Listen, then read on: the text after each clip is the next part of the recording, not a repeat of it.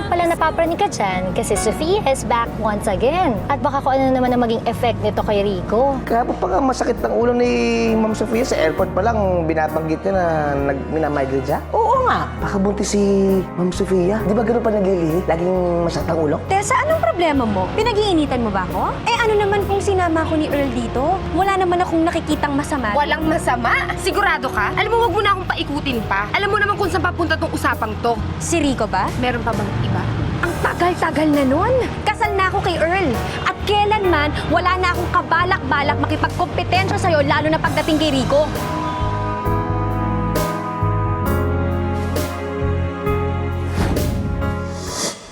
Ma'am, okay lang kayo, ma'am?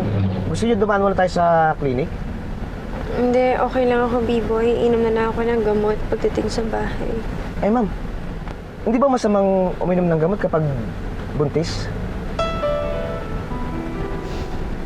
Hindi naman ako buntis. Mali. Sorry, ma'am.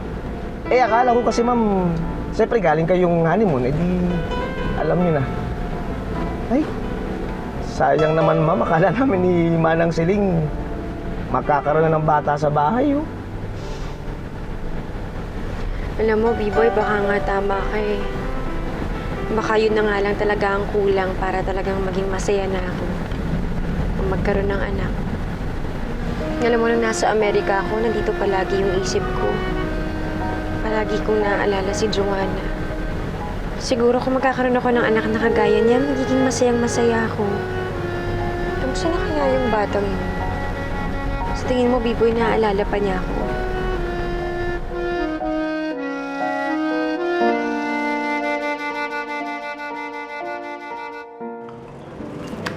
Well, it looks like real beauty is going to make it in the international scene. Tessa, you're very lucky to have such visionaries in your company. Oh, paano? Alis muna ako at may meeting pa. Sir, good meeting. Okay. Thank you, Salamat, Mr. ah. Thank you. Scudero. Thank you so much. Until our next meeting. I look forward to working with you in the near future. Thank you, sir. Okay. Oh, sir. Your thing. Thanks. Thank you.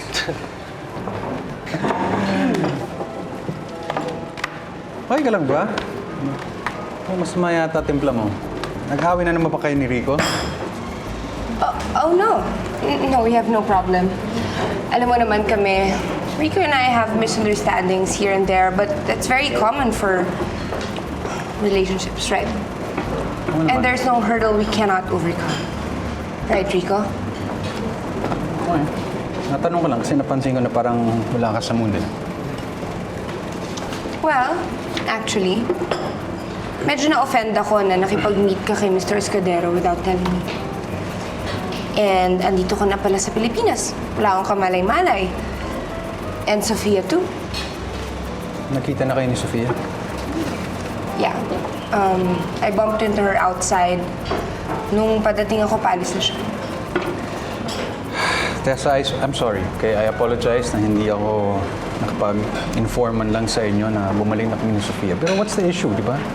Wala naman problema yun kung biglaan kaming bumalik. Oh, yeah. No issue. Wala namang issue ang pagbalik nila. As a matter of fact, we're very happy that you guys are back. Right, Rico? Yes, indeed.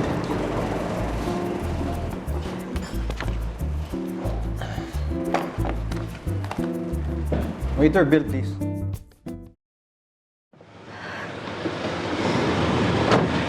B-boy, hintayin mo lang ako dito, ha? Gusto ko lang talagang masilip si Joanna kahit sandali lang. Uy, bilisan niyo, baka hanapin kayo ni Sir El Cagam. Oo, sandali lang ako. Kahit makita ko lang siya, okay na ako. Sandali lang, ha? Ma'am, sandali. Paano kung makita kayo ni Sir Rico dyan? Wala si Rico dito. Kamiting na si Earl kaya malakas ang loob kong pumunta dito. Okay, sige ma'am.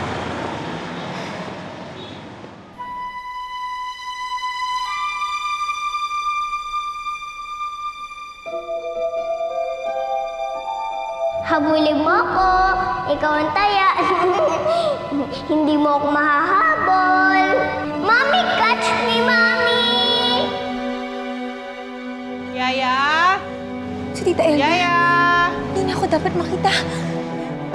Ma'am, nakita na kayo ni Joanna? Hindi na tayo pwedeng makita. Halika na, umalis na tayo. Okay, ma'am. Yaya! Yaya! Yaya, yung inuutos ko, iniintay ko kanina pa.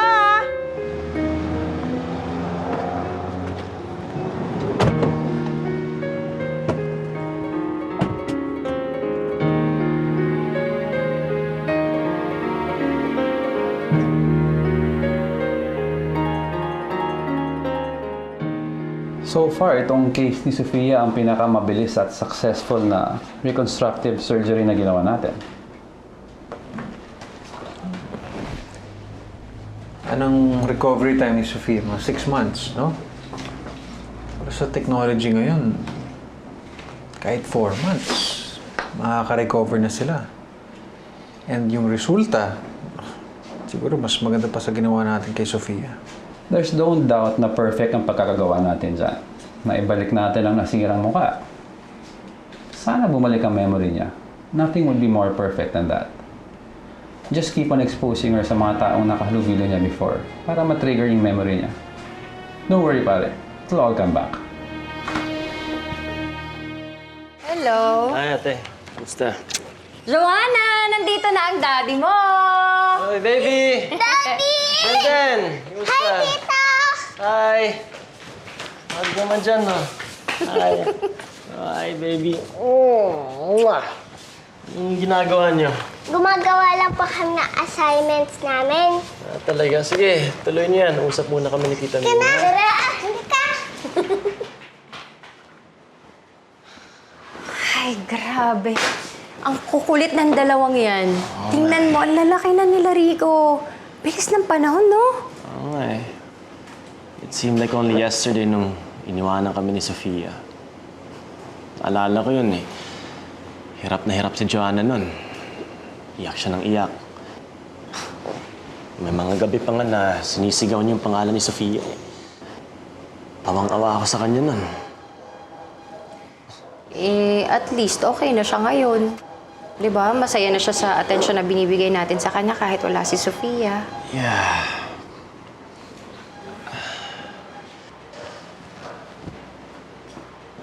Ate, she's back. Bumalik ulit si Sofia. Andito na siya. Kailan siya dumating? Gusto ko siya makita. Kumusta na siya? Okay, look. Alam ko close ka kay Sofia. At sigurado ako na gusto ka rin makita ulit ni Sofia. And that's okay with me. Wala akong problema doon. Iniisip ko lang talaga si Joanna eh. Kaya nakikiusap ako sa'yo, ate. Na sana wag nang malaman ni Joanna to. I'm sure magiging sobrang excited siya dahil bumalik na ulit si Sofia. Pero ayoko nang ulit bumalik sa dati. Ayoko nang ulit umasang anak ko sa kanya. Sige. Naintindihan ko naman eh. Sige. Tsaka, nakita ko no kung gaano kayo nahirapan mag-ama mag-move on. Nakikita ko rin na hanggang ngayon pinipilit mo pa rin siyang kalimutan. Kumain ka na muna at inumin mo itong masarap na soft drinks. Mayroon bang masarap na soft drinks? Mayroon yata. Manang, salamat ah. Kamusta na kayo? Hindi pa tayo nakakapag-usap simula kahapon. Ikaw ang gusto kong kumustahin. Siguro naman, wala na kayong problema ni Earl, di ba? Wala na ho. Siguro naman, nagawa mong mahalin si Earl, di ba? Alam mo, Manang, sa bawat araw na inilagi ko sa Amerika, wala akong ibang inatupag kundi ang maging mabuting asawa kay Earl. Wala akong ibang gustong gawin o mangyari kundi ang matutunan siyang mahalin. Alam niyo naman ho yun, di ba? Alam mo ba, kusa mong mararamdaman yan kung magkaanak na kayo? Teka, bakit ba hindi niyo planuhin na magka-baby? Masaya! Sabi ho kasi nung kaibigang doktor ni Earl, maghintay lang daw ho kami at darating din yun. Pero kung ako ang tatanungin niyo, gustong-gusto ko nang magkaanak. Siguro sa pakiramdam na meron tumatawag sa iyong mommy.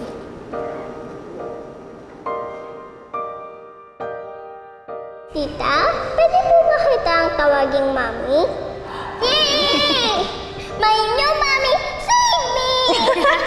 Ikaw talaga.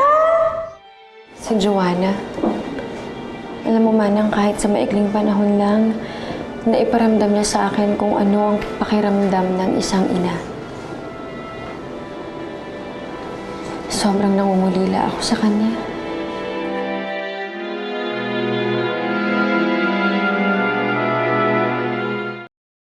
Denden, turuan mo naman ako mag-braid ang hair ng dal ko, katulad na ginawa mo sa akin. O sige, ang dali lang naman eh.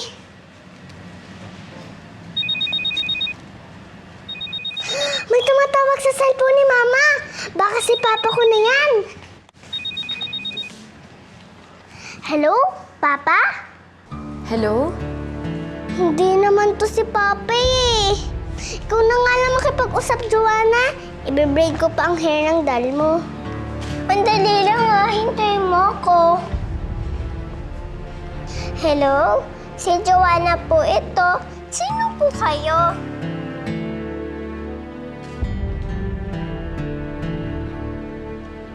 Hello po? Can you hear me? Bakit ayaw niyo po sumagot? Joanna, Denden, punas pawis muna. Sino kausap mo? Hindi ko po alam. Ayaw niya po mag-answer eh.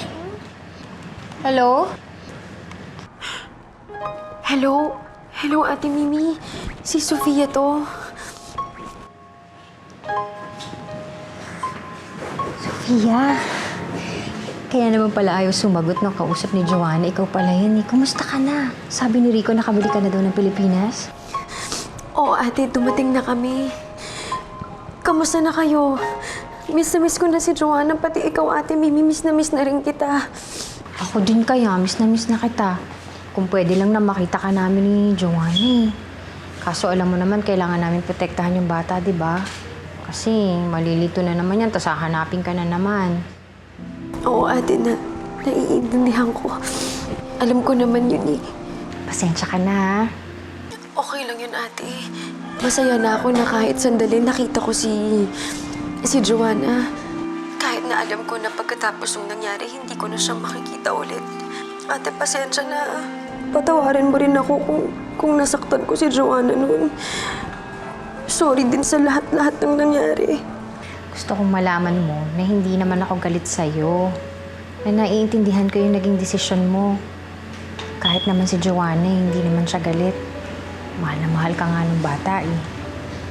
Napakabuti mo rin kasi sa kanya. Salamat, ate. Oo, sige na. Baka naiistorbo na kita masyado. Okay na ako. Masaya na ako na narinig ko yung boses ni Joanna, pati nakausap ka. Ano, sandali, Sofia. Kasi, ilalabas ko yung mga bata. Pupunta kami sa park. Baka gusto mo magpunta doon para makita mo siya, pero hindi kanya pwedeng makita, ha? Talaga, ate? Sige. Promise doon ako sa malayong lugar. Hindi ako lalapit, hindi ako magpapakita sa kanya. Okay na sa akin na makita ko siya kahit sandali lang, kahit na sa malayo lang. Okay na sa akin yun. Sige.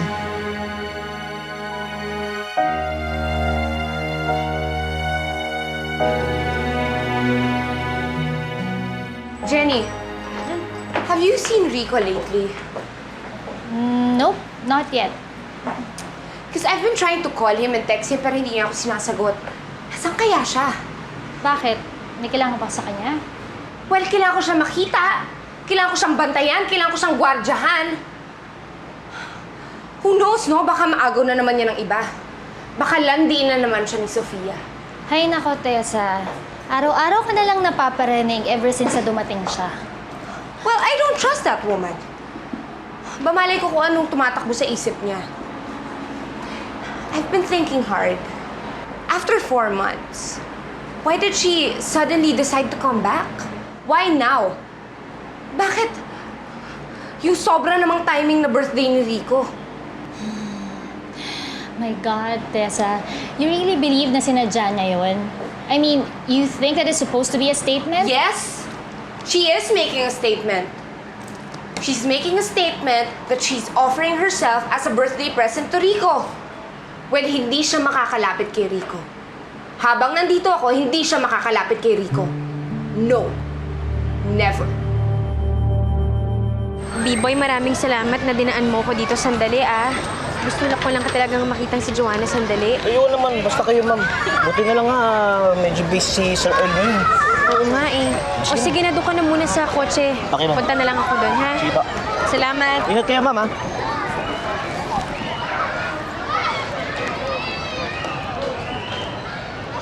Hello?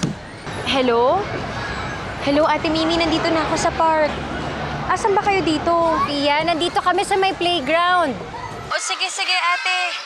Hahanapin ko na lang kayo. Nandito na rin ako eh. Ayun, ate, nakita ko na si Joanna. Saya-saya niya.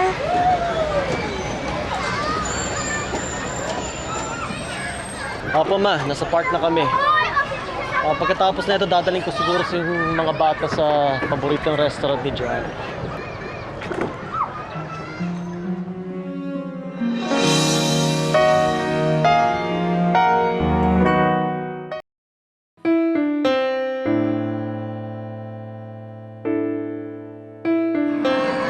Joanna, Dandan, doon tayo, dali. Dali kayo. Alis tayo, Dandan.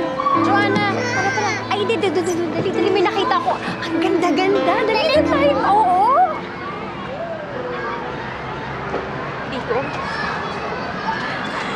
Rico, I'm sorry kung nandito ko. What are you doing here? Gusto ko lang naman kasi makita si Joanna eh.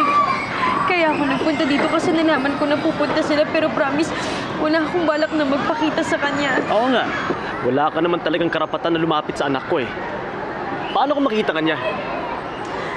Malulungkot na naman siya. Iiyak na naman siya tapos ako, hindi ko alam kung paano ako magpaliwanag sa kanya. Rico, I'm so sorry.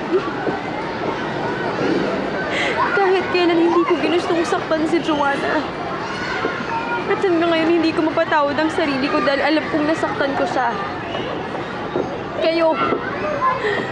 Kayong dalawa. Rico, hindi ko ginustong saktan kayo. Maniwala ka sa akin. And I'm so sorry kung nagawa ko ang lahat ng yun pero hindi ko ginusto yun. Kaya tatanggapin ko lahat ng gusto mong sabihin sa akin. Kung gusto mo kong paratangan ng kung ano-ano, tatanggapin ko lahat yan dahil masama ako. Masama akong tao dahil sinaktan ko kayo. Dapat makarma ako sa ginawa ko dahil masama ako eh. Masama ako at alam ko yun. Huwag mo nang sisina sarili mo, Sofia.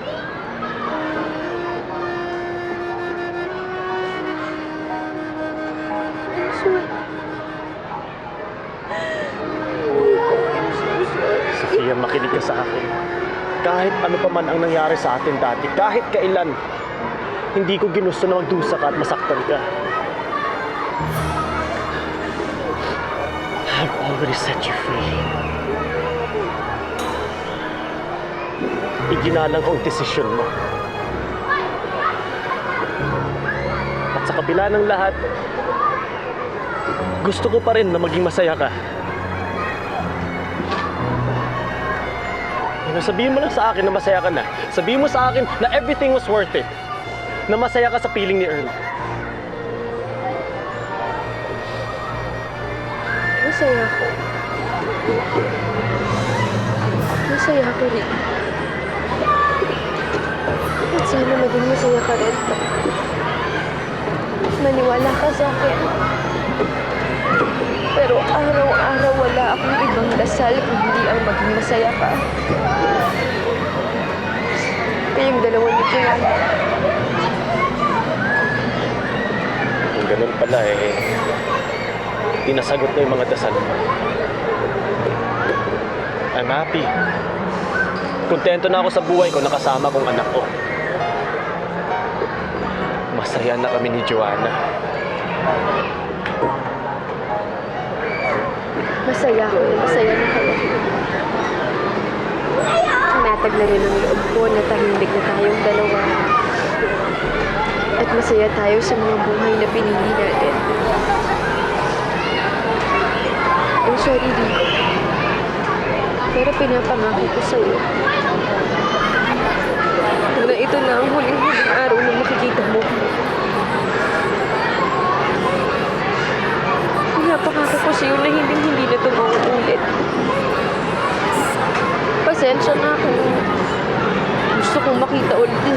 na, pero siguro nga tama ka.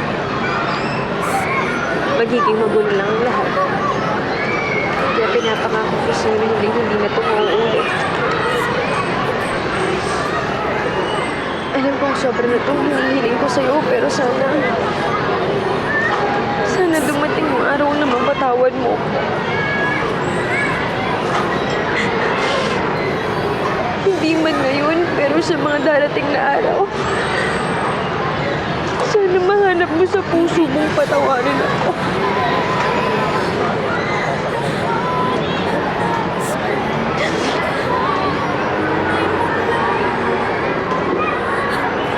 I forgive you, Sophia. I really do.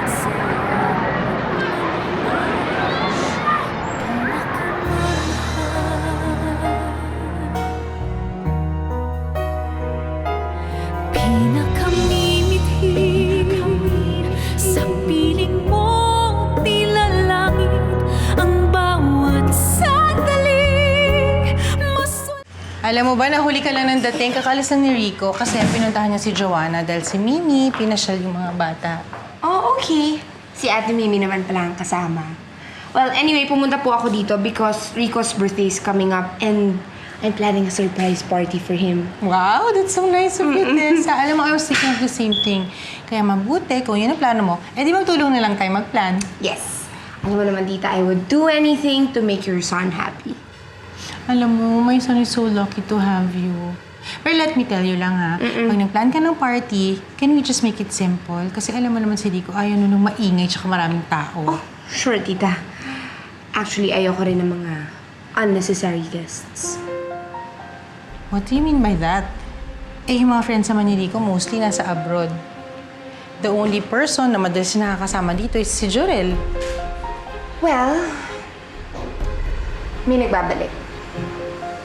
And I don't think isa to sa mga kaibigan ni Rico from abroad. Sino tong tinutukoy mo? Si Sofia, Tita. She's back. What? Sorry, Tessa. Alam ko asawa siya ng business partner ni Rico. But she's not welcome here in my house anymore. At hindi ako makapapayag na tutuntong dito ulit sa pamamahay ko yung babaeng yan.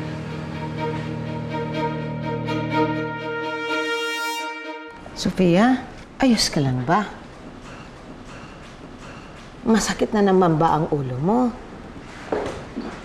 Anong problema? Itong asawa mo, medyo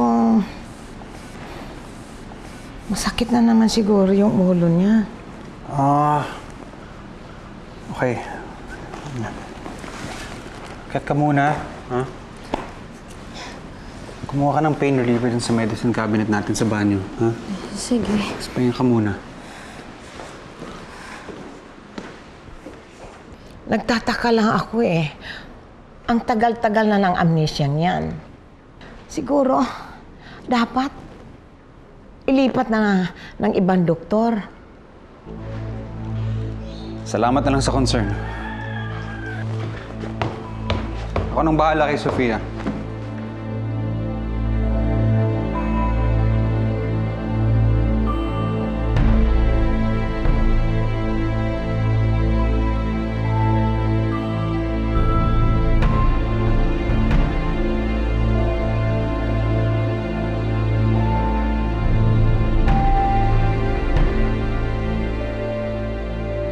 Wala nang makakaalam na ikaw, Maricar, ay si Sofia na ngayon.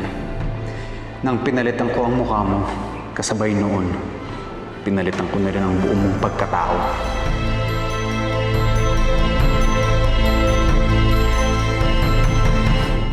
Manang, asan ba yung gamot dito?